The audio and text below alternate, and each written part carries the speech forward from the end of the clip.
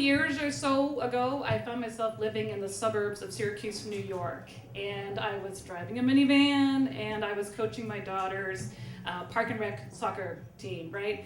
And I never thought I'd find myself in that place, but there I was. So about a week before soccer season started, you get a letter in the mail saying, you know, who your co-captains are, who the kids on your team are going to be. And I thought, and I really was very nervous, truthfully, because I had never played soccer.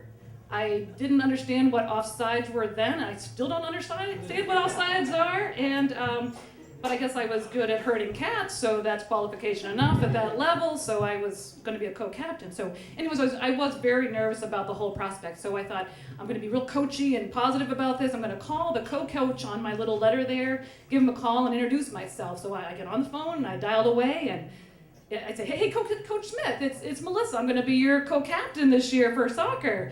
And he's like, oh, yeah, hi.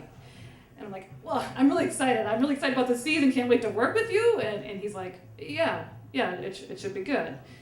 I'm like, well, so you're going to be at the coaches meeting on Wednesday night? And he goes, yeah. And I said, well, maybe we can introduce ourselves and meet face to face. And he's like, yeah, sure. And I'm like, well, it's going to be awfully crowded. There'll be a lot of people there. You know, how am I going to recognize you? Do you have any distinguishing characteristics that might set you apart in the whole room full of people? Coach Smith? And he says, I'm very tall. I'm like, okay, we'll see you then. So Wednesday night rolls around. I drive up to the parking lot in front of the gymnasium where this meeting's going to take place.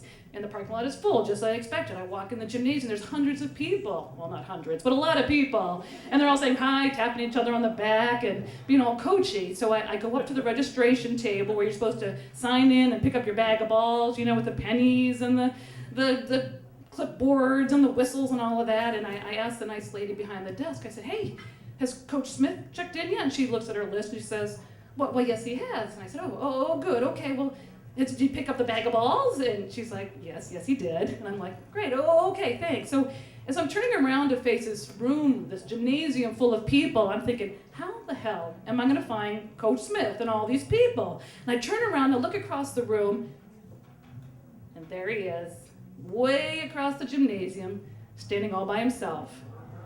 And he is very tall. And of course, he is the only black man in the entire room. My dad, who was a very smart guy, used to share all sorts of nuggets of wisdom, right? As a dad would do when you're growing up. And he had a couple good ones. But if I had to do a mashup of some of those, it'd be something like this.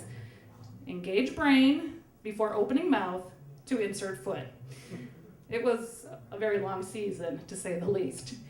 Anyway, I can't help but wonder all these years later, you know, somewhere out there, maybe still in the suburbs of Syracuse, New York, that maybe Coach Smith is at an event like this, right? Telling a story like I am. And he's telling about the time that dumbass white woman asked him if he had any distinguishing characteristics that would make him stand out in a room full of people. And I really can only hope that all these years later that maybe, just maybe, he can see the absurdity of it now. Thank you.